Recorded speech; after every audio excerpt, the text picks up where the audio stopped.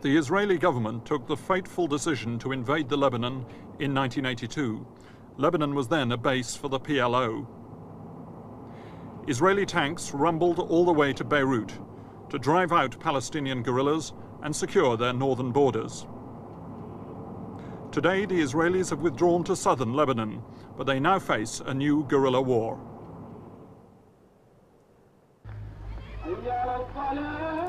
Tyre is an ancient city that is now the latest battleground for Israel's army in the Lebanon.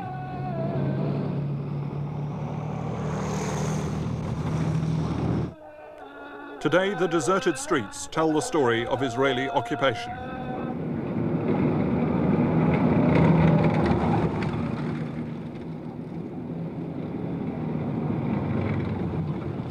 In 1982, the Israelis were welcomed by many of the Shiite Muslims who live here. But now those same people are fighting the Israelis in a savage guerrilla war. Last week, we joined an Israeli armored convoy on a journey through occupied Tyre. In Israel, the government talks of speeding up the withdrawal from the Lebanon. But in Tyre, the Israeli army still has to keep its finger on the trigger, waiting for the next attack. We didn't know it, but by the side of the road, Lebanese guerrillas had planted a 50-pound bomb. A command wire ran back to a hiding place where the guerrillas were waiting to set it off.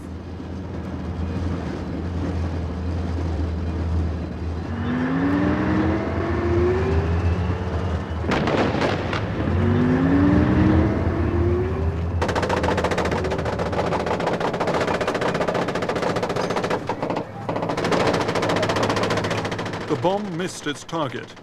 The Israeli response was a blizzard of machine gun fire into the almost empty streets. Soldiers dismounted, covered by 8 machine guns firing rapid bursts.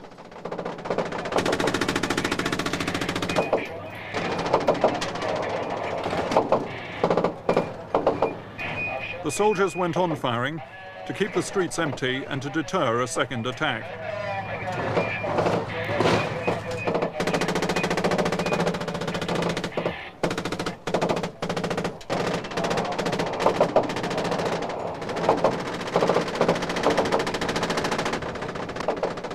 There were no casualties, but in the next half hour, every adult male in the area was rounded up at gunpoint.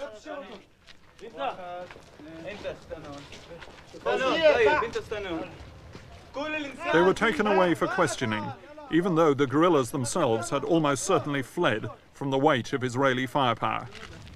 What is the point of firing the number of rounds that you fired? You fired a lot of ammunition, didn't you? Yes, usually giving a few more, not one bomb, but a few bombs. So we are shooting that no one will stay in the same place and activate another one. How do you feel yourself right now? Are you used to this now? You are getting used to it, but at first you are very afraid now. It's an everyday job. Do you want to stay in the Lebanon or do you want to go home? Everyone wants to go home. It's in response to these hit-and-run attacks that Israel has declared its so-called iron fist policy. The result is a cycle of hatred, inflamed by Islamic fundamentalists preaching the message from Khomeini's Iran. Do you think any of these people actually know who did it? No, we don't know who did it. But do they know? They know. Maybe. Are they going to tell you? What? Will they tell you? They'll tell you. We tell. And every one of them is suspected. Every one of these people here is a suspect. The soldiers soon found the command wire that set off the bomb. It was a crude device, but blasts like this are costing Israeli lives every week in South Lebanon. In the end, about 50 men were taken for questioning at the main Israeli camp in Tyre.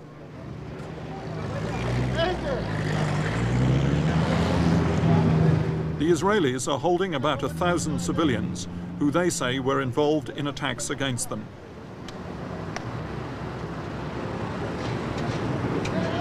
At the main camp, we saw evidence that the Israelis place hoods over the heads of their suspects. The Israelis say it's to protect their identities. The Lebanese say it's to increase the fear and the pressure.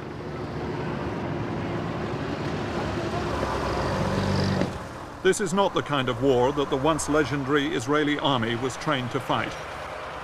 It leaves their young men feeling bitter and frustrated. My policy with my soldier is just simple. I have to go back in 2 months to Israel, and all I want is come back with all the soldiers alive. So I don't take chances. And that means that if I see something that means suspicious or something like this, I don't take chances, I shoot. You open fire? Yes, because I know I'm not dealing here with human beings. I saw them, they are all terrorists and they don't have any human feelings. So I cannot deal with those men how I would have dealt with other soldiers or something like this. Those are not soldiers, they are terrorists. Why do you say they're not human beings? Because I mean, they do live here, don't they? They say that they are trying to defend their villages and But they know, as I know, that I don't want to be here for the war. I am here, and they know, just like all the world, that in 2 months we are going back to Israel. So why they have to kill people? If they want to kill people, it's just because they are crazy.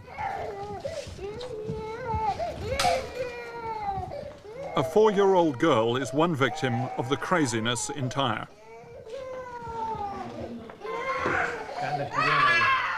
Doctors found that the girl had a wound through her knee. According to her mother, it was caused by a bullet fired by an Israeli soldier. I asked her what happened. We were cutting parsley when they suddenly opened their fire in every direction. So we lay on the floor. Then the bullets started coming closer. We wanted to run away, but we couldn't. When I looked at my husband, he cried, "Our daughter had been hit." I ran after her and realized she was wounded. According to doctors, this old lady was hit in the face, again by Israeli gunfire.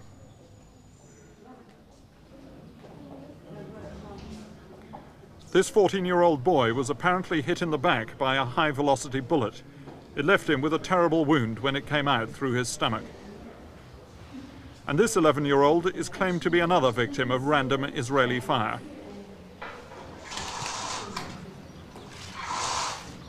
The hospital itself has suffered from the effects of the fighting, for it overlooks an Israeli camp. On many nights, the camp comes under guerrilla fire, and the Israelis reply with rifles and machine guns. The rear of the hospital is spattered with bullet holes, all seemingly fired from the direction of the camp.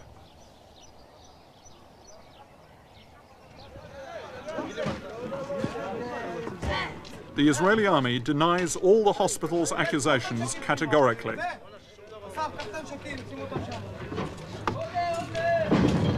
An army spokesman accuses the hospital's doctors of waging a vigorous campaign against them and accuses the patients of lying. If you come to the hospital and you say that you were fired upon by Israeli soldiers, then you get treatment. But if you come to the hospital and you say that you were fired by an armed militia, by Amal, for example, you won't get treated because the hospital is controlled by Amal, the Shiite militia. And therefore, for the people who live in the region, who are still trying to live in the region, under the gun of the terrorist, and caught in a sense between the Israeli anvil and the terrorist hammer, the only way they can get medical services without implicating themselves as Israeli collaborators is to claim to the hospital authorities that they were fired upon by Israeli soldiers.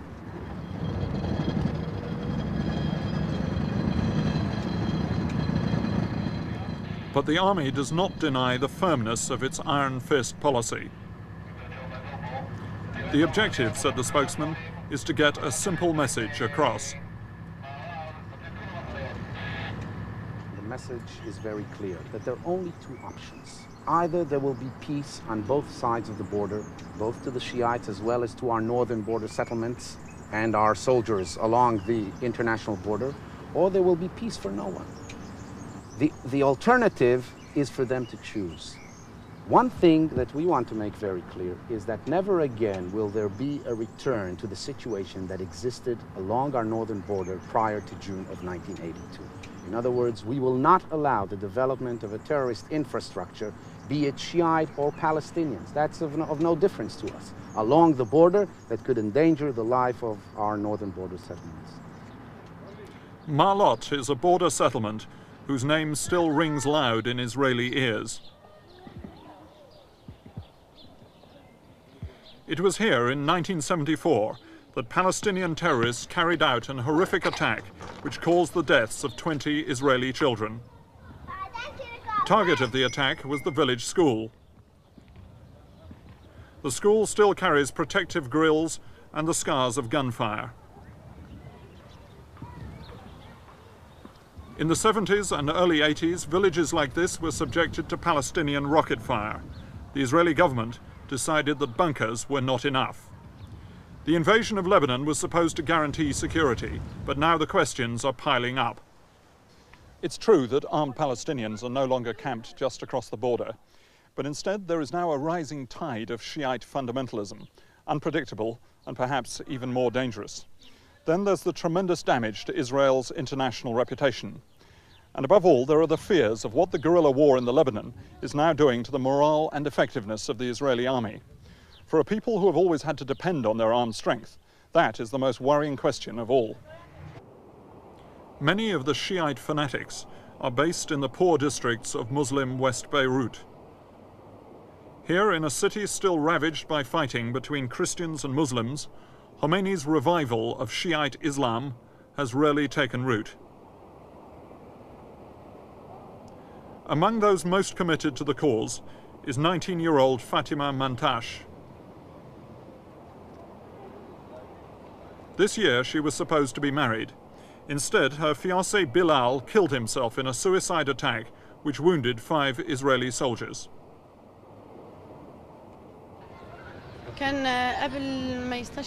Before Bilal's martyrdom, a group of youths prepared the truck here under this building with 150 kilograms of TNT. The youths who had permits from the Israelis drove the truck to the countryside where he took over. He wanted to do the operation inside Israel, but couldn't. However, this time he succeeded in hitting a convoy. Truthfully, I was very happy. I had only 2 tears. One because of his martyrdom, and the other of sadness over his death and his departure before me. I wish we had been together on this operation, and to have died and become martyrs together. Thanks be to Allah. In the last 3 years, Khomeini's fundamentalist message has found many supporters among the Shiites of the Lebanon. Downtrodden for generations, many now believe in an Islamic revolution against foreign influence, above all against the Israelis. Fatima now works for Amal, the Shiite paramilitary organization. She has told her leaders that she too is ready to carry out a suicide mission against the Israeli army in southern Lebanon.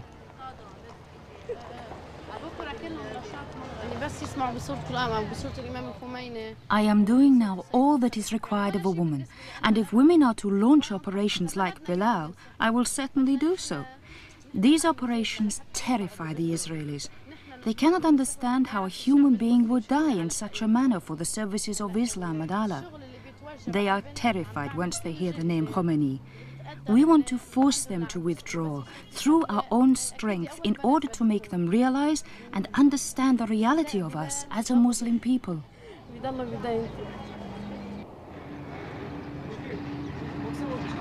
The Israeli army in South Lebanon now faces a crucial dilemma.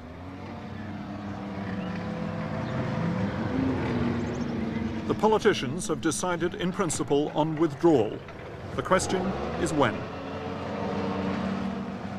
If invading the Lebanon produced any political gains, staying there will ensure that they are lost. But Israel's leaders cannot stomach the idea of being driven out by people they see as terrorists.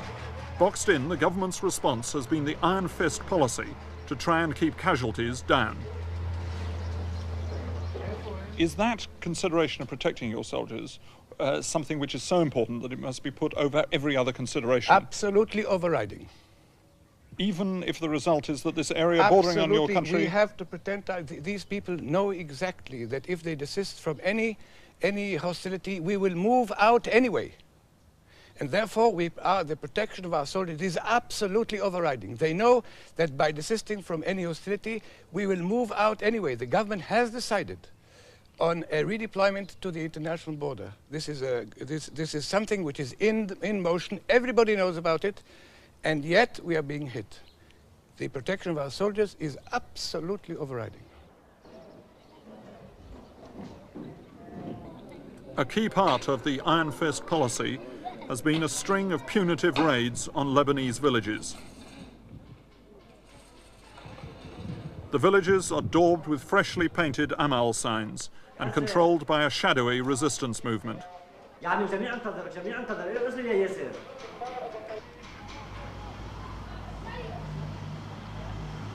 This area, known as the Crescent of Resistance, lies within a zone nominally policed by the UN troops of UNIFIL.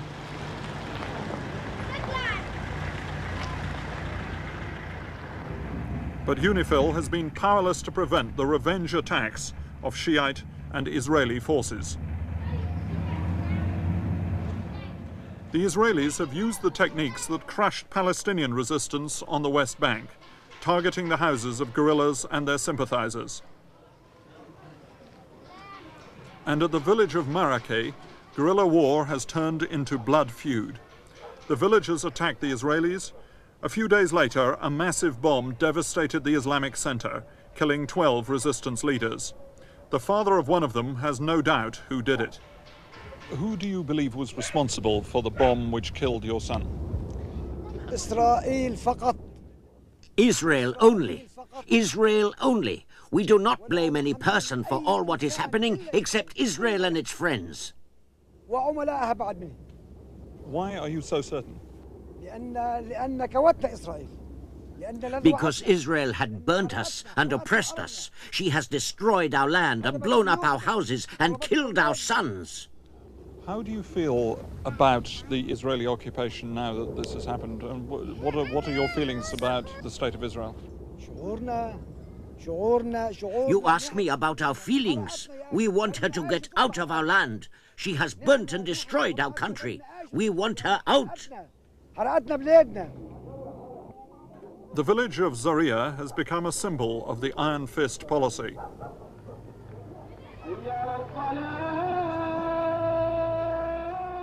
On the 11th of March, Israeli troops surrounded the village, which they described as a hornet's nest of Shiite resistance.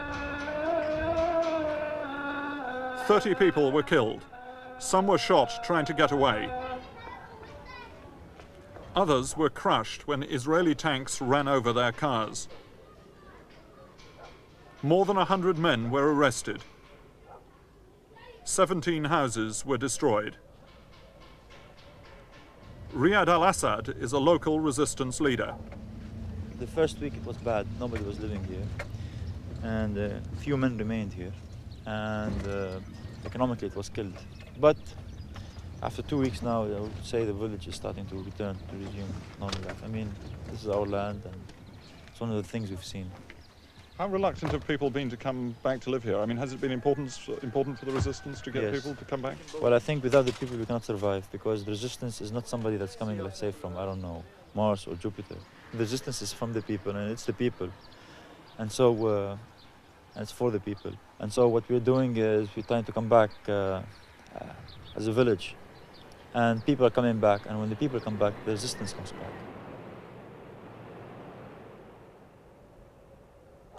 Riyad al-Assad told me that he managed to escape when the Israelis entered the village.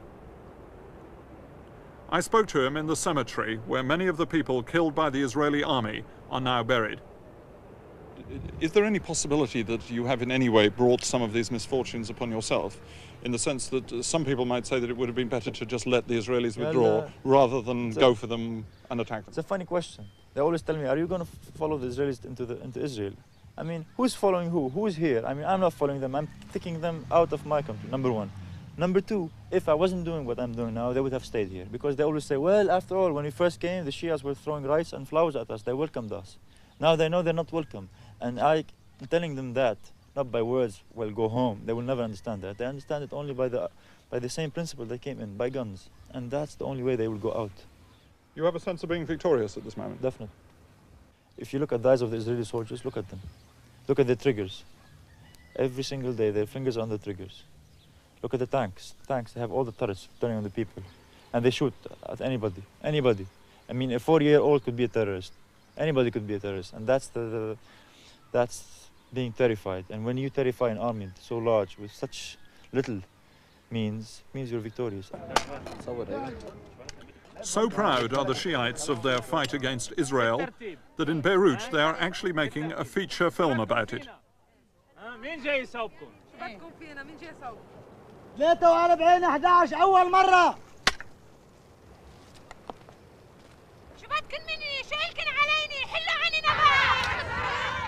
The scene is an early protest against Israeli occupation.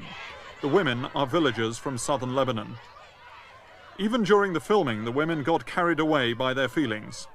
It's people like this who have made South Lebanon into a quagmire for the Israelis. Why do you believe that this population, which welcomed you with rice, even apparently garlands of flowers when your troops arrived, are now sending you on your way with machine guns and RPGs? Well, because this has been the turn of events, unfortunately so. Some of it we may have been to blame, some of it not us. There is a Damascus and there is a Tehran, and the events in Tehran and sometimes also the events in Damascus have no bearing on what happens on our northern border. However, let me tell you, I'm full of hope. I believe that after we have redeployed, we will find a way to the hearts and minds of these people because they will want to live. And if our people will be allowed to live in the northern border, they will be allowed to live in South Lebanon. The Israeli withdrawal is now a reality. UN soldiers examine one position suddenly abandoned by the Israeli army. But in spite of the hopes of 3 years ago, Israel's leaders can no longer promise that this painful Lebanese experience has brought them any guarantee of peace. For the Lebanese, Israel has merely added to their terrible burden of hatred and violence.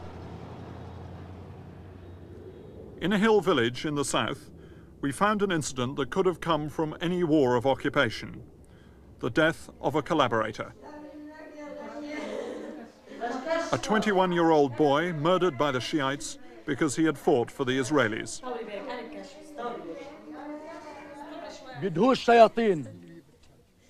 His father told us how, against his wishes, his son had joined the so-called South Lebanese army, which Israel is hoping to use as a buffer along the border. Like the rest of Israel's policy in the Lebanon, their attempt to leave behind a surrogate army is in deep trouble. Their South Lebanese militia is crumbling, and now only stark choices remain for the Israeli government and their army, the IDF. Uri Labrani explains the latest thinking. The government's decision is to redeploy the IDF along the international border. What does along mean, sir? Along means from the Kura to the Syrian border. On which side of the border? They will be on the side of the border which belongs to Israel, obviously. But that we will want to have a zone where we feel safe. Sure, we have stated that. But we will not have IDF personnel across the border unless there will be hostility.